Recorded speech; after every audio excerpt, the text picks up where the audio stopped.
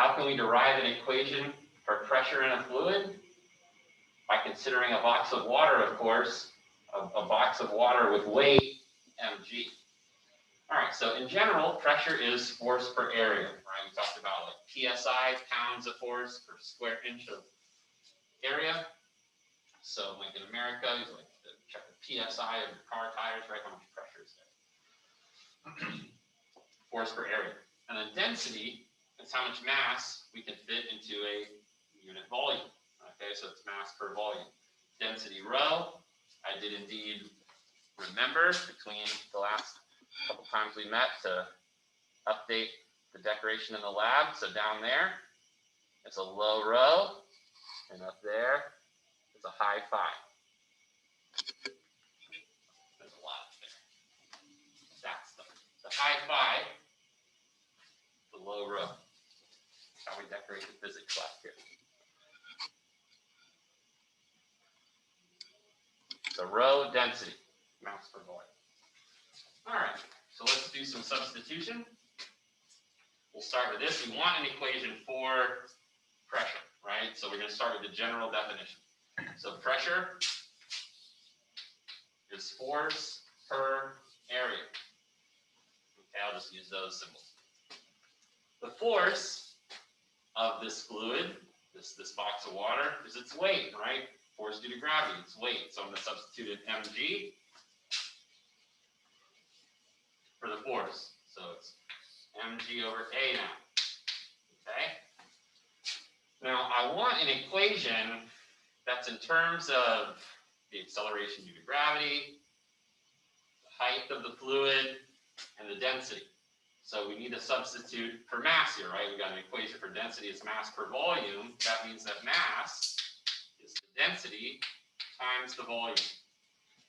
You can use V for volume if you're not doing a calculation with velocity, right? Where we use V for velocity. So just sort of, vol, to keep it clear. So we'll substitute in the product of density and volume for mass. And so this is going to be mass is density times volume. Still got this times the acceleration due to gravity out here divided by the area. Okay, and all that's still equal to pressure. I just plugged in sort of everything. It's very useful in physics to think about volume, I've said this before, as like the two-dimensional area that's been extended into the third dimension. So we have like this 2D area of this sort of rectangle on the bottom multiplied by this third dimension. So if you have like a length,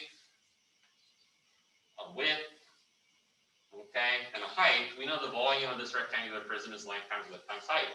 The length times width would be the area of the base, right? So like you've learned, area of the base times height, like for a cylinder, the base is a circle, so it's pi r squared h. That's how we calculate, the volume of a cylinder. It's this area here times the height. If it's a cube, right, then it's sitting on a square, so it's the square area times the third dimension, which will be the same as either one of the sides. If it's a cube, right, they'll have the same side length. So it's very helpful to sort of think about volume as 2D area times the third dimension. Sometimes the third dimension is a height, sometimes it's a depth, sometimes it's a thickness.